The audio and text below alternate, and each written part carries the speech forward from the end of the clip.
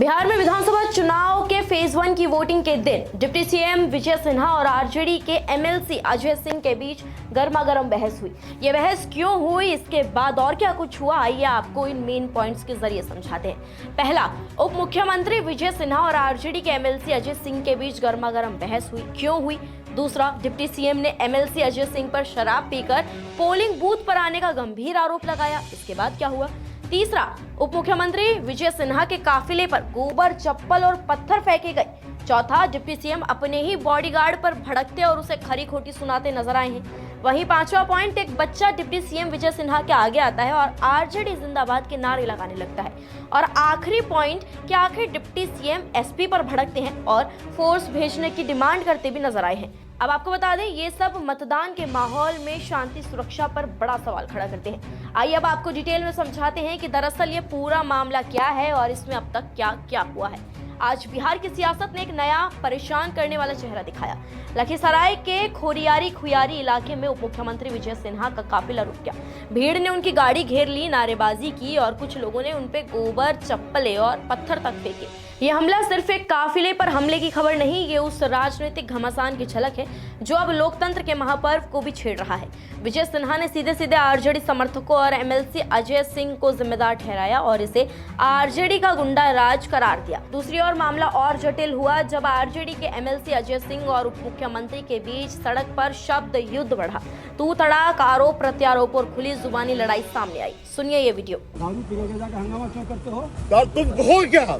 तुम अपने आप को क्या बुझे हो? बनाओ पदाधिकारी को उसको चेक करवाओ। हाँ चेक कराओ। तुम बोलने वाले कौन होते हो? चेक करवा तो इसको दारू पिए हुए हैं। मैंने रोको इसको। दारू पी करके हंगामा करता है। दारू पी के बॉडीगार्ड भी दारू पी ले। अरे दारू पी के हंगामा के इसको चेक करवाओ। दे रहे हैं। ये राजद का एमएलसी हो गया है। राजद का दारू पी के हंगामा कर रहा है। तुम बुरा जमाना जात हो गया।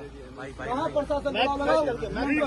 तुमने पैसे दारू पी के हंगामा कर रहा है बूथ पर जाकर के। विजय सिन्हा का आरोप था कि अजय सिंह और समर्थक शराब के नशे में है और गुंडागर्दी कर रहे हैं। अजय सिंह ने पलटवार करते हुए ये कहा कि यही बोलने वाले खुद गुंडे हैं। सुनिए डिप्टी सीएम क्या कह रहे हैं। दारू पी के अभी भी दारू पिए हुए हैं। अभी मदियामा से लोग तुम सारे पापी कहाँ से इलाका में आ गए? दारू पी करके फिर तुम सब चढ़ा हुआ है। और ना तो तुमने ऐसा उतार देंगे 14 तारीख को उतार देंगे। 14 तारीख को रिजल्ट में। और धमकी मत दो, तुम्हारे जैसा जब कितना गुंडा है राजद के गुंडा को हम ठीक कर देंगे।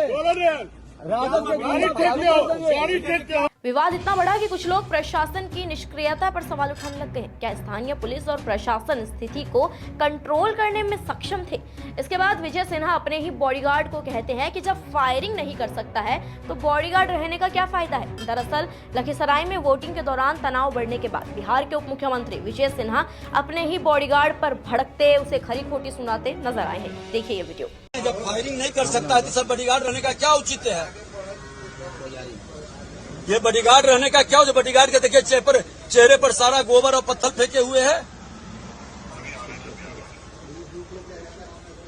इतना मनोबल अपराधी का बढ़ा हुआ है।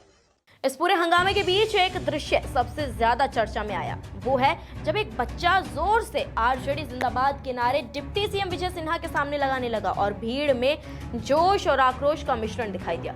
ये वही दृश्य था जो याद दिलाता है कि कितनी आसानी से चुनावी उत्साह बेअदबी और अराजकता में बदल सकता है और बच्चों के सामने राजनीति का ये ध्रुवीकरण कितना खतरनाक संदेश छोड़ता है। मामले में एक और दिलचस्प मोड़ जब आया जब आरजेडी एमएलसी अजय सिंह के शराब पर आरोपों के बाद मामले की तह तक जाने की मांग उठती है और स्थानीय थाने में शराब टेस्ट की बात भी सामने आई। प्रशासन ने कहा कि शिकायतें मिल रही हैं और आवश्यक कार्रवाई की जाएगी। डीएम और एसपी ने कहा कि स्थिति को काबू में लाने के लिए टीम तैनात है और किसी भी तरह की हिंसा बर्दाश्त नहीं की जाएगी। इसके बाद शराब टेस्ट में 0% अल्कोहल की मात्रा मिली, यानी कि अजय सिंह ने तो शराब पी ही नहीं थी। उन पर लगे सभी आरोप बेबुनियाद झूठे साबित हुए। ये वो पल है जब लोकतंत्र खुद हमसे सवाल पूछता है, क्या हमारा चुनाव माहौल इतना संवेदनशील हो चुका है कि एक बयान, एक नारा या एक झुंड किसी नेता के लिए खतरे का कारण बन सकता है?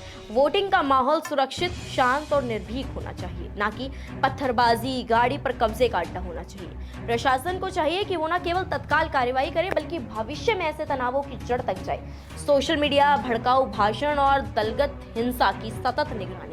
चुनाव लोकतंत्र का मंदिर है और मंदिर में जमकर नारे हो सकते हैं पर हाथ में पत्थर नहीं। विजय अजय का ये वाक्य सिर्फ दो नेताओं का झगड़ा नहीं रहा, ये चेतावनी है कि चुनाव के बीच हमारे संस्थानों को ताबड़तोड़ निष्पक्ष और सक्रिय रहना कितना जरूरी है।